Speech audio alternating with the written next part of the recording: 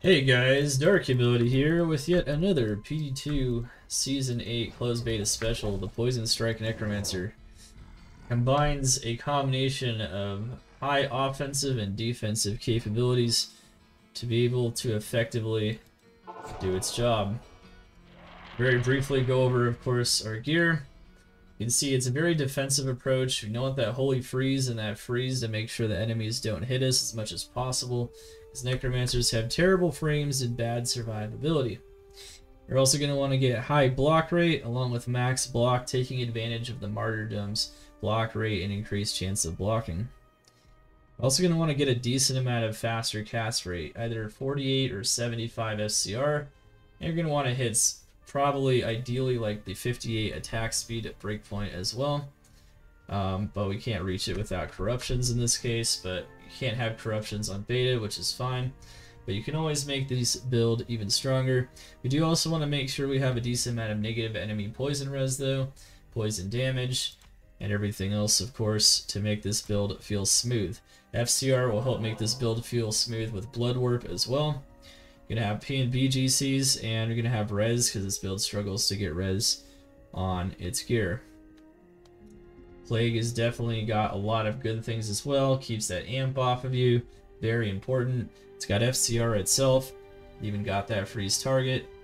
It's got skills. It's got lower resist when struck. Pretty solid. There you go. Bramble, Steel Shade, High Lords, and the new Martyrdom that they made last season that is just purely focused on Poison Strike. Curse resistance is nice as well, further reducing the effectiveness of curses while they're on you before they get cleansed off. Got Call to Arms, more damage, all good stuff. You can see from the stat sheet here, make bone armor as strong as possible with their energy. It's not too bad.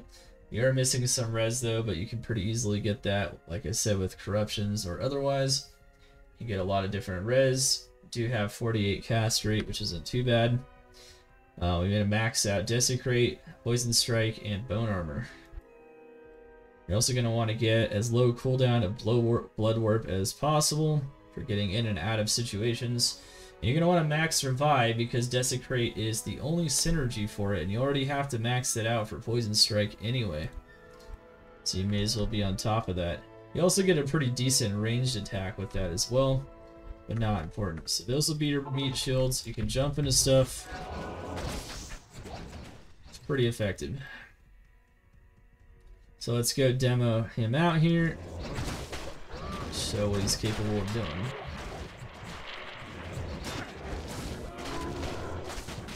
You can see a Poison Strike Necro can be a thing, and it's not a total meme. It's actually pretty okay.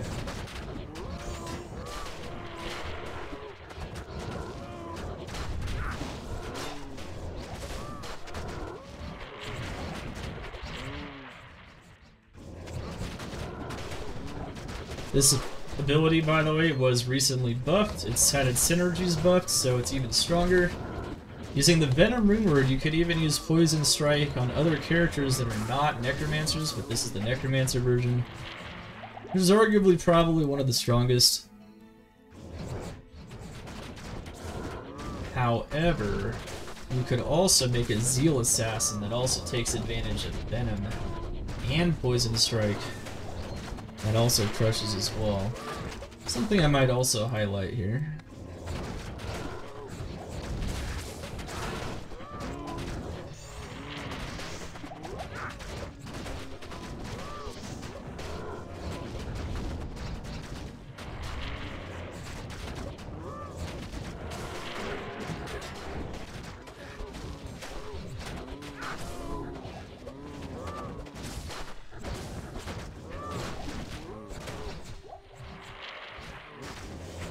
A facet that just dropped. It's kind of cool. Not curious about items though, as we do testing on closed beta. After all, it's not the real thing. I don't really care. My RNG gets wasted testing all these builds, so be it. I find high runes all the time messing around, so.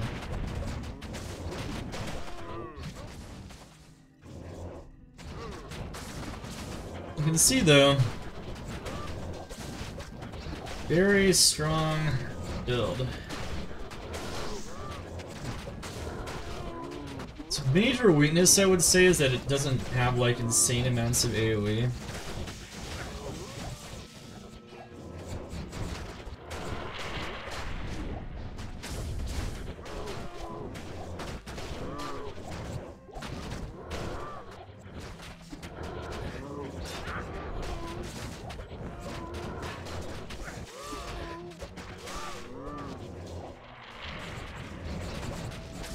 It always pops some C. It could, but the C is pretty weak.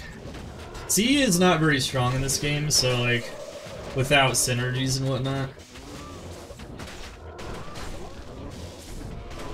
What's up, Azuko? How you doing? Yeah, we've been back since yesterday, my man, for PD2 closed beta testing.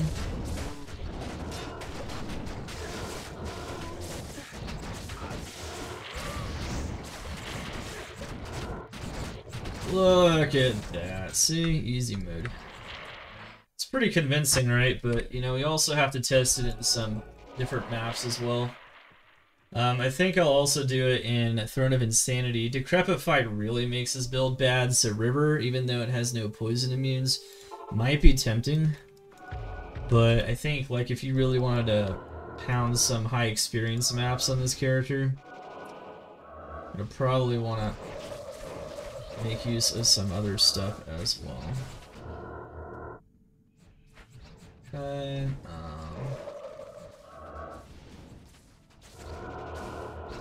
You don't have to get Bloodlords, by the way. They don't really do most of your damage, it's mostly Poison Strike, but... Let's see. It's pretty strong nonetheless, though. I'm missing one. Okay, there we go. Fun. Alright, so let's go pop a Throne of Insanity. Negative block might be bad. This build actually does have max block. And you definitely want at least the 56 block rate breakpoint, or 52, whatever it is. I think it's 52. And at any rate, we are hitting it with this item, and with a shale in here. So fun stuff. We're gonna hit this other one though. Crushing Blow. No, that's fine, I guess. Do the monsters benefit from the Crushing Blow buffs? I don't know.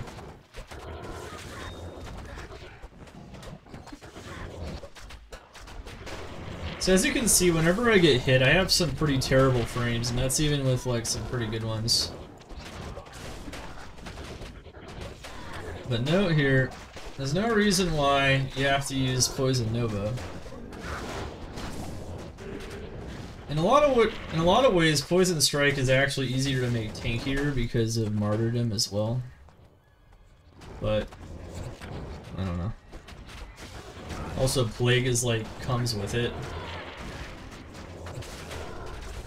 So it's actually pretty tanky. Like, it'd be a pretty decent build for hardcore potentially, as long as you kept up your bone armor. You lose your bone armor? Well, I don't know. Something bad could happen, maybe.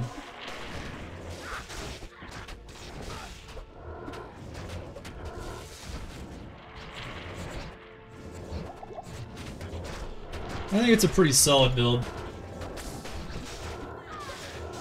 If you're looking for something a little bit more meme, this is definitely right up the alley here.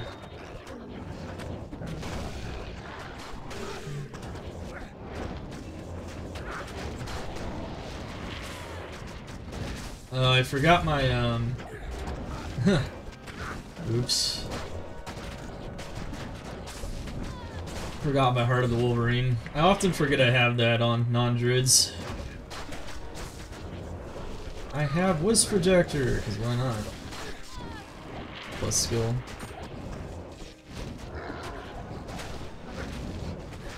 Oh, that really hurt. Yeah, I don't. My res is not the highest. That's conviction right there.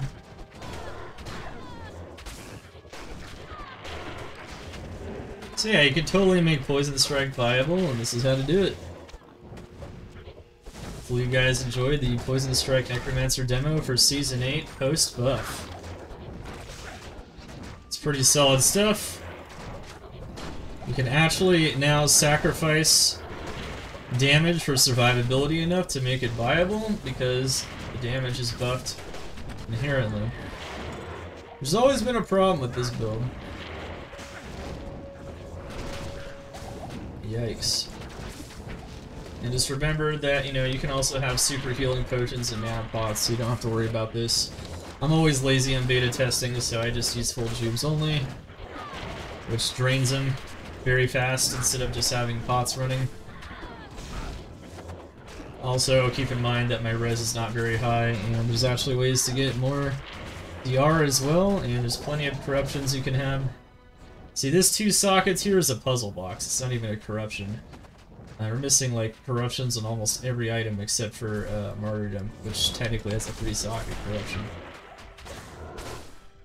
And there you go.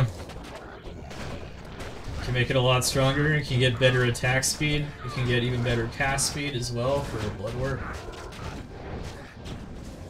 And that's how you do it.